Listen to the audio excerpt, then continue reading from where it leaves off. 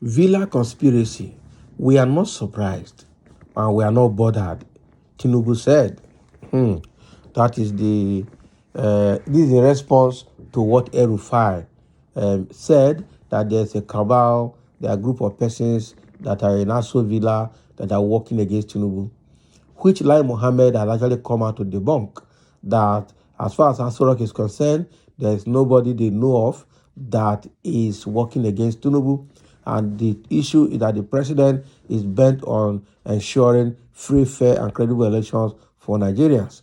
And if there's anyone that's working against Tinubu in Aso Villa, they don't officially know such person. So meaning that El-Rufai need to bring out the names of people he's suspecting or he has that are in Aso Villa working against Tinubu. Again now, in response to all of that again, the Tinubu himself has come out to say that whatever that's happening, the conspiracy in Aso Rock, that they are not bothered and they are not surprised. Okay, that's what they're trying to say here. Let's see what they have to say more. The All Progressive Congress Presidential Campaign Council, APC-PCC, says the conspiracy against the presidential aspiration of Asiwaju Bola Ahmed Tinubu by forces within the presidential villa should not be seen as a surprising development. The APC-PCC's Director Strategic Communications, Mr. Dele Alake, insists that Tinubu remains unbeatable in the presidential poll scheduled to hold on the 25th of this month, February. Alake maintained that with President Muhammadu Buhari solidly behind Tinubu's aspiration, the subterranean plots by his adversaries would not achieve their goal. Reacting to the claim by Governor Nasser El-Rufai of Kaduna State on the development, he said Tinubu has the large heart to accommodate dissenting voices within the APC. He pointed accusing fingers at the opposition People's Democratic Party for doing all within their powers to undermine the chances of Tinubu in the presidential pool. I tell you. So now, there is no longer Buhari Aso Rock now that pointing fingers at PDP. Now, wow. He noted for Nasser El-Rufai, governor of Kaduna State, to state the obvious is nothing for us to clear again. We know that mischief makers, especially from the opposition, will latch on it and twist it out of context. Not really. Okay. So that has always been the way of the opposition that we are contending with in Nigeria today. I made bold to say, and you can quote me, the PDP opposition that we have today has been conducting the most pernicious, divisive, abusive, ineffective, and most irresponsible campaign in the history of this country. A lie. APC is doing that more than every other party.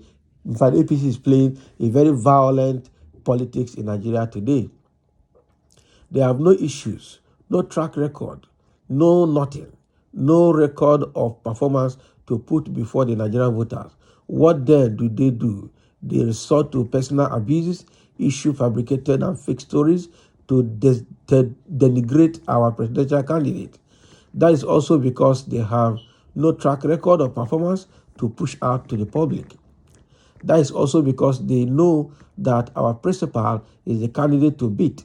He is a front runner, all right, in this race. And where I come from in this country, there is an adage that says it is only the tree that is full of fruits would people throw stones at. Can you imagine? You don't get to see anybody throwing stones at a tree that is barren or dying. It is clear that Asiwaju is the only fruitful candidate, and that is why all of them are throwing stones. We understand that, and also know it has never won them any election. This one too will not be different. It will also not win them this election because Nigerians are discerning. They can see through their shenanigans. Now, continuing, he said, As a campaign council, it is very simple. There's really nothing spectacular about what El-Rufai has said, and it is even self-explanatory. He did say that some people, but he never said the president.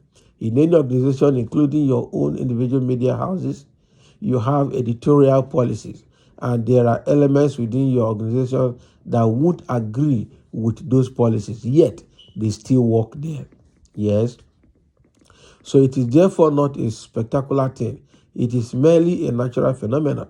In all organizations and institutions, you cannot have 100% of the operatives see issues exactly the same way. However, it is the preponderance of views that matter.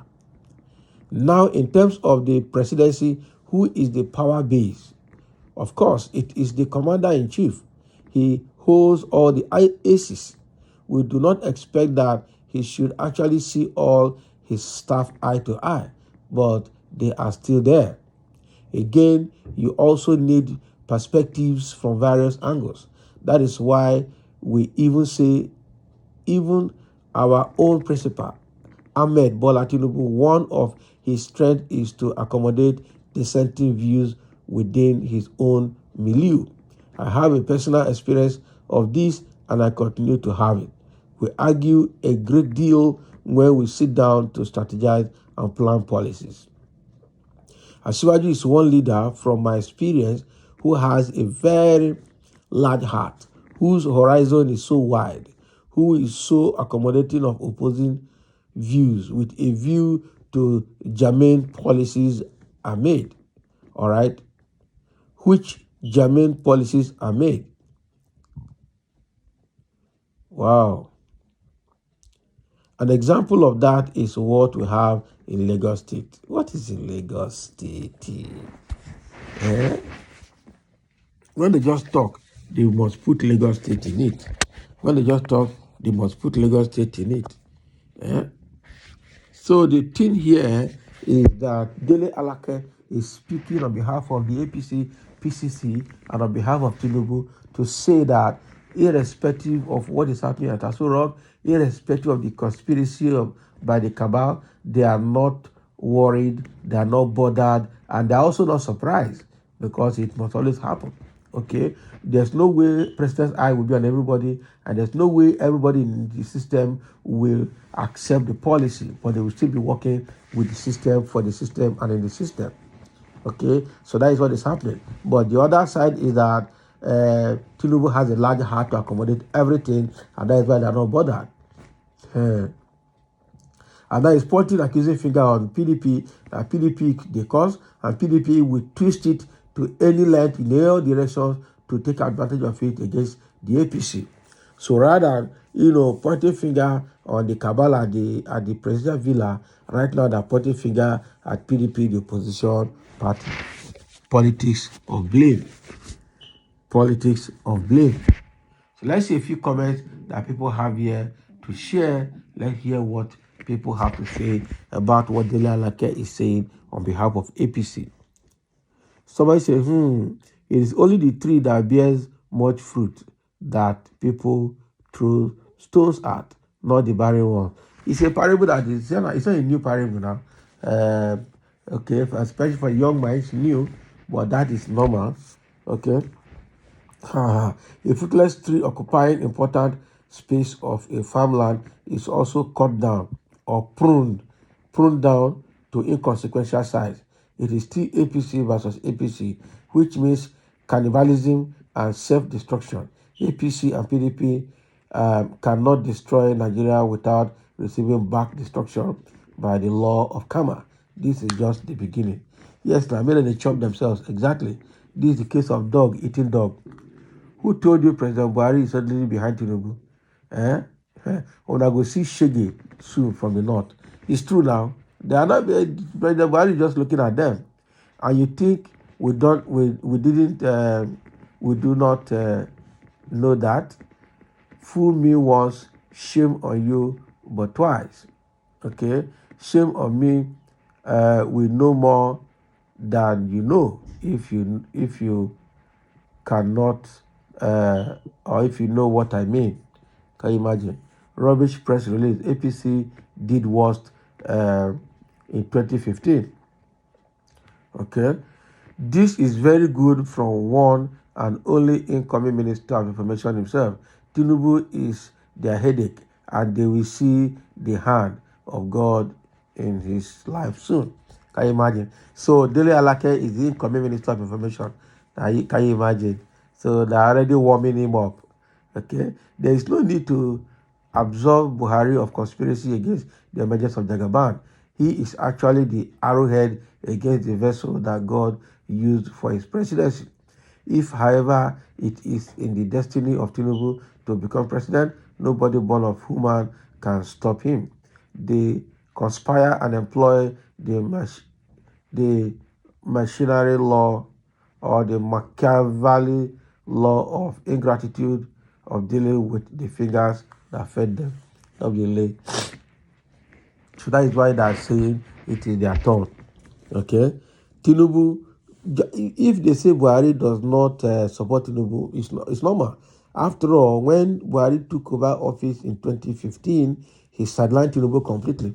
In 2019, he still sidelined him completely. All right? So it's not today. They know that they just wanted to use Tinubu to get there. It's not that they like him. That is true. And that is why this presidential election coming is obviously going to be between Atiku and Peter Obi. North will not vote Tinubu, and we knew it. And what they're going to do is that some of them will step down for Atiku. Straight up. That is the plan. And I'll not be surprised if Kokanso as well step down for Atiku. Atiku is saying that he's in a talk with Labour Party, Peter Obi, and Kokanso of NNPP to see that one of them may step down for them. All those ones are games they are playing. At the dying minute, Kokanso will step down and they will say, yes, they said it from beginning. I would not be surprised if Atiku's hand is there in forming of NNPP to divide the vote across the north. I'm telling you, I will not be surprised. Okay, so that is what Dela Lake and the APC presidential campaign is saying. Campaign council is saying that they will not be bothered. They do not be surprised if there's conspiracy within the presidency to work against or working against Tinubu's ambition. So thank you for listening, and let's have your comment as well.